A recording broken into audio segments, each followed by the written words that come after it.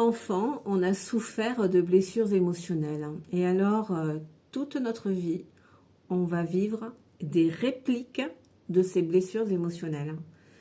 Par exemple, tu as une blessure d'humiliation, eh bien, dans ta vie d'adulte, sans cesse, tu vas attirer des situations où on va te manquer de respect. Ce sont des répliques, tu vois, tu as vécu ça.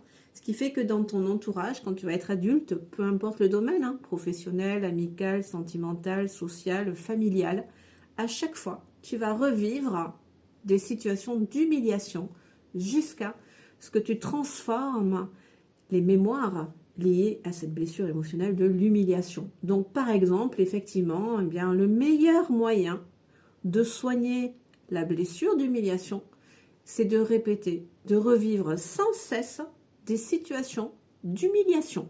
Parce que, pourquoi? Parce qu'au bout d'un moment, tu vas en avoir marre. Mais tu vas atteindre un point de rupture. La fameuse goutte qui va faire déborder le vase.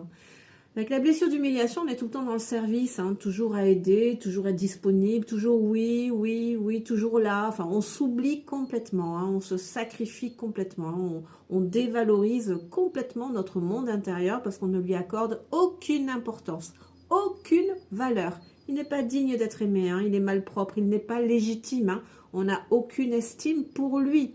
Voilà, on répète, hein, on rejoue ce qu'on a vécu, ressenti lorsqu'on était enfant, hein.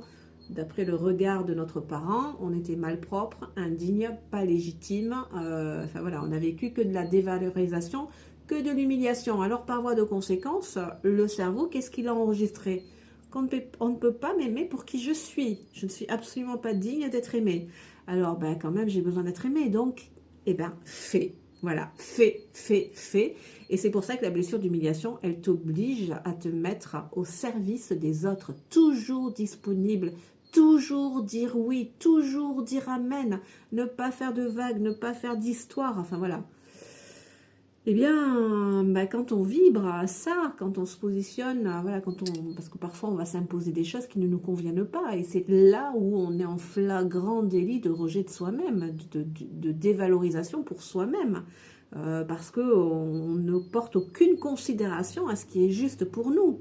En cela, hein, on répète ces mémoires d'humiliation, de dévalorisation. Donc, comme je suis tout le temps en service, toujours hyper gentil, je vais attirer des personnes qui vont abuser de ça, qui vont abuser de mes largesses, de mes services, de ma disponibilité. Oh ils savent, hein, de toute façon je suis toujours là. Et même j'anticipe les besoins de l'autre. Parfois ils n'ont même pas besoin de me demander quoi que ce soit. C'est moi, je vais anticiper les besoins de l'autre et je vais faire à leur place alors qu'ils m'ont rien demandé. Donc ça attire tout le temps des abus, de la dévalorisation, du manque de respect. On va même pas te dire merci, on va profiter. Toi, tu vas demander un service. Enfin, en principe, on n'en demande pas trop quand on a cette blessure. Mais si c'est le cas, tu n'auras pas. Tu n'auras pas. La personne, elle ne se rendra pas disponible pour toi, alors que toi, tu n'arrêtes pas. Eh bien, au bout d'un moment, voilà, il faut vivre. Hein. Il faut vivre et revivre cette blessure d'humiliation parce qu'au bout d'un moment, on va atteindre un point de rupture, la fameuse goutte qui fait déborder le vase. Paf! Et au bout d'un moment, je vais en avoir marre et je vais arrêter. Là, je vais comprendre par moi-même.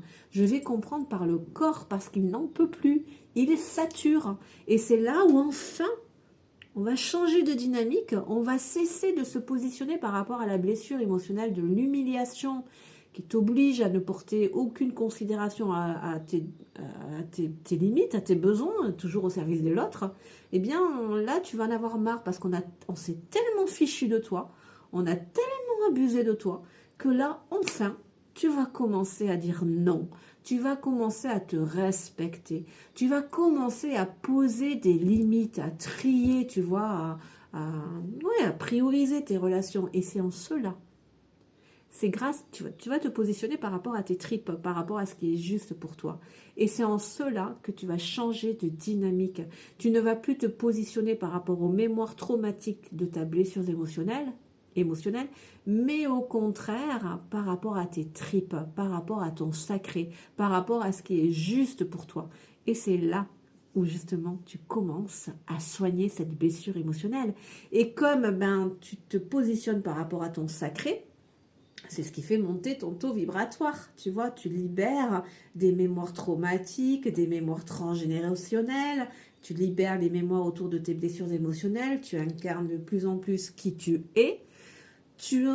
Comme il y a des personnes qui sont toujours là, des personnes qui t'aiment véritablement, ou des nouvelles qui arrivent, qui apprécient vraiment qui tu es, là tu vibres que, en fait, parce que là, tu apprends à dire non, tu apprends à poser des limites, et puis tu te rends compte que les personnes, elles sont toujours là.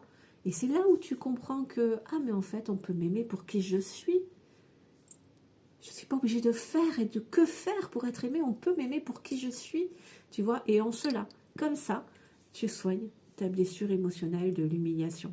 Alors évidemment, tu peux faire ce travail en conscience aussi, hein, de ne pas attendre d'attirer des épreuves et encore des situations d'abus et de maltraitance, mais en conscience, commencer effectivement à te positionner, à apprendre à dire non, à poser tes limites, à arrêter de te sacrifier, de t'oublier, voilà, à accorder du temps, de l'espace à tes activités, tes désirs, tes envies, tes projets, enfin voilà, à arrêter de te mettre de côté. Parce qu'à chaque fois que tu te mets de côté, hein, voilà, si tu as souffert enfant parce qu'on t'a mis de côté, parce qu'on ne t'a pas accordé de considération, d'amour, d'attention et de respect, bah si toi aujourd'hui tu fais la même chose, explique-moi ce qui se passe.